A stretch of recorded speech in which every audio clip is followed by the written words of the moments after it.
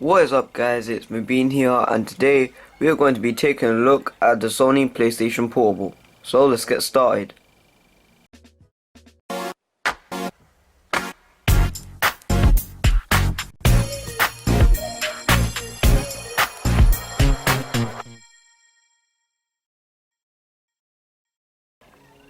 Okay, so just to start off with, the PSP was released in 2004 and it was competing with the Nintendo DS at the time. Back in the day, this was really cool because Sony's first handheld had come out and Nintendo's first handheld was like, you know, a DS or something, and that was really popular.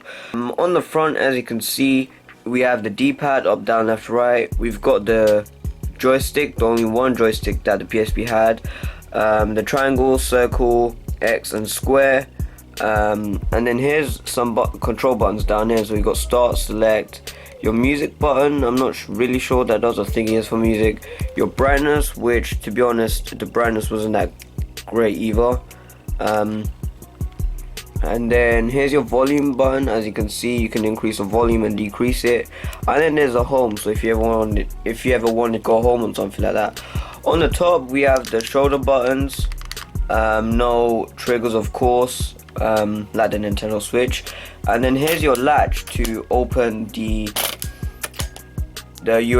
door for the discs. And you may be thinking, like, what type of discs does this use? It's called a UMD, and they're basically mini discs. Hang on, let me just show you here. And here they are. So these are what they look like. You know, they're really tiny, and all you do is just grab the PSP, put it in that way, close it, and then it will come up. But yeah, other than that, we've got the mini USB port. As you can see, it's reading the game. Just move that out of the way.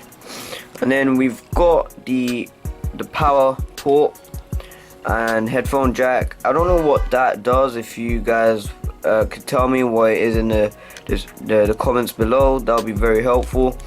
And then here we've got a door for a memory stick. These were memory stick Pro Duos, which wasn't like that common back in the day, but with the PS Vita it was even worse because their memory sticks were really expensive and they were proprietary, so you know, it was even worse. So other than that, we've just got a battery cover, and as you can see, it's only 1800 milliamp hours, which to be honest the battery life wasn't that great. In my experience, it would last up to like 1 or 2 hours. But yeah, unless you've got a charger lying around with you somewhere, then you should carry that along, you know, if you ever want to take this somewhere. There's nothing else to it. So the software, as you can see, if any of you had a PS3, it looks like the PS3's interface.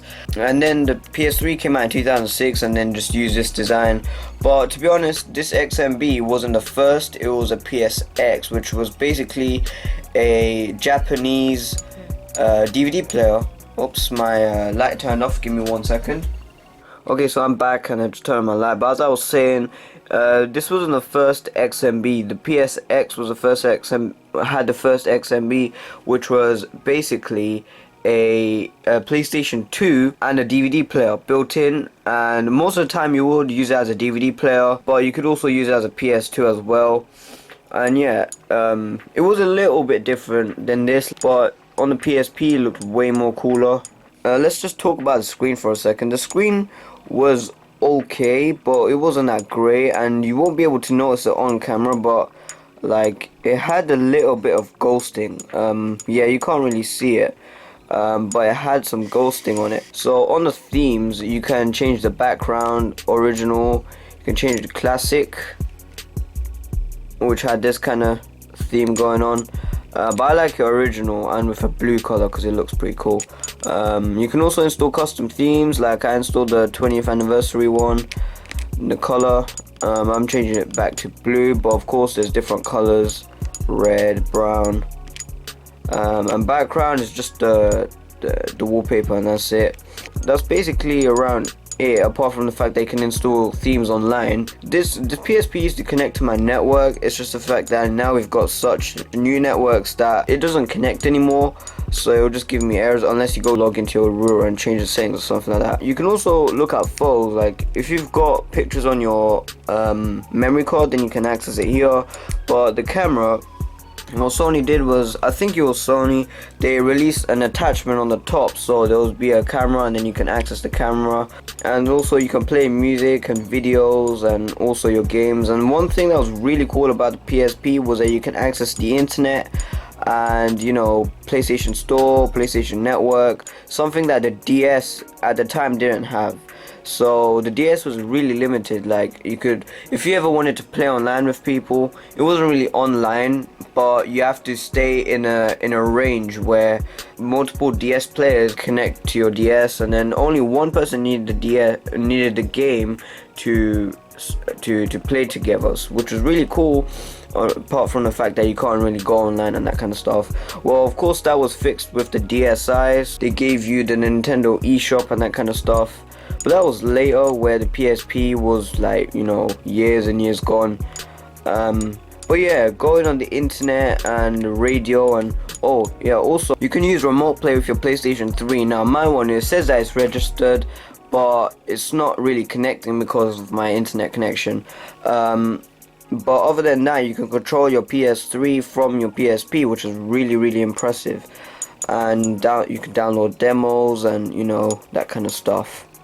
As you can see, I'm on the PSP's game section, and as you can see, it says PSP update version 3.03. Now every UMD that you bought had like a little update file on it, so you can update your PSP, but I've already updated mine to the latest version. Now, other than this, like, people have installed custom firmwares on it so they can install homebrew and that kind of stuff. But yeah, other than that, you can also check your save games like this. I've got Little Big Planet, GTA, all of these games. And game sharing was basically, I think it was the same thing as a DS. I'm not really sure because I've got no I've got no PSP players around me, so I don't really know. But other than that, let's just leave that, let that cancel, and let's just take a look at my game. So I've got Virtua Tennis 3, which is really fun. If you just want to spend time just like playing a sports game, this is the best game to play. It's just a regular tennis game. I've got Test Drive Unlimited, which in my opinion isn't the best game that I played. There you go. It isn't the best game that I've played. You know, the controls are a little bit fiddly and annoying. I've got Grand Theft Auto Chinatown Wars, which is really fun. Yeah, as you can see, this box is destroyed, and the artwork is like, I think someone burned it or something like that, as you can see. Other than that, I've got Little Big Planet, which was like my favorite game on the PSP. It came out on the PS3 as an exclusive as well, and it still comes out on the PS4. This is a really fun game, so as if you want to give it to your kid or something like that. It's a really fun game. And then I got Resistance Retribution. It's an okay game, you know, it's just a normal shooter game. And then I've got Tomb Raider Legends. Yeah, so it's not that bad, it's actually quite fun. And then I've got, oh yeah, Virtua Tennis is in here. And then I got a game with it, but I didn't have the box, so hang on, let me see which one it was. Yeah, here it is. So it's Pursuit Force. I don't have the box for it, this is the only thing that I have. So yeah, that's all of my games. And also, what a good thing about the PSP's interface and the PS3's interface was the fact that if you just stayed at a game, you can access like a little video kind of thing. So anyways, let's get the game started. The game boots were really cool back in the day, where the PS2's game boots and the PS1 and then the PSP's game boots. The PS3 had one. The earlier versions of the PS3's software, if you get what I'm saying, it had a game boot, but then later updates had taken it away, unfortunately. So yeah, I'll be right back when this loads up. Okay, so I'm back and I've got the game all loaded up, and I just chose some random thing, you know, just to get the game started. the graphics weren't that bad if you just don't care about them. In my opinion, like, you know, it's alright. It's just a gaming console that was released in 2004, so what could you expect? But yeah, the games are really fun though, that's all I can say. And again, my light turned off. That will turn on in a second. So let's get the game started.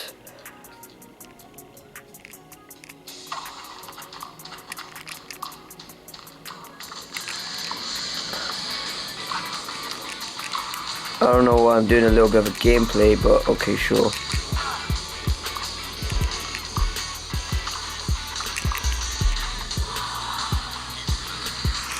I never really got used to this one joystick thing.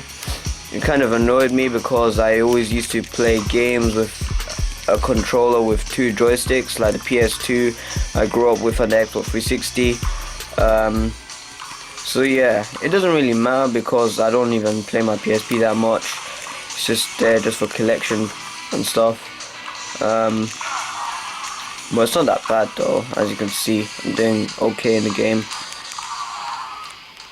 So yeah, in the end, would I recommend a PlayStation Portable?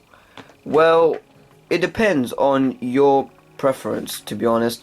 In my opinion, I wouldn't recommend it because we have things like the PlayStation 4 and the Xbox One, and they're really good consoles. But if you just want to take a look back at the PSP and play old games that you liked or something, then yeah, this will be pretty cool. I don't know about homebrew, you know. Honestly, I would just not bother with it because you can't really do much on the PSP today anyways, unless if you want to go on the web and that kind of stuff, you can change your internet settings, but that's down to your preference. For me, like, I don't really play my PSP that much, so I just like to keep it how it is and keep it original. Also, I would like to mention that this PSP is quite chunky, and what they did is, this is the 1000 model. They released the 2000, 3000, and they didn't release a 4000. It was called the PSP E1000 Street, so it looked pretty cool. It was like basically a PSP 3000, and it will have like a matte texture, and you know, it will look you can see the picture that I put up. It just looks really cool. And then they had the PSP Go as well. If any of you remember the Xperia Play, it looked like that, and it was really cool. But the only one downside that it did have is you can't insert UMDs. You had to download it off the PlayStation Store. But yeah, that's all, guys. If you guys like this video, please give it a like and that kind of stuff. Subscribe to the channel, and also just an update about the MacBook part 2 video that I was gonna do. The charger ripped, so you know, it was kind of a bummer there because I was just about to do the video. You know, I had it all planned and stuff. It's just the charger ripped, and since I don't have a battery or anything, so I can't power it. So yeah, that's all, guys. Thank you guys very much for watching, and I will see you guys in the next video.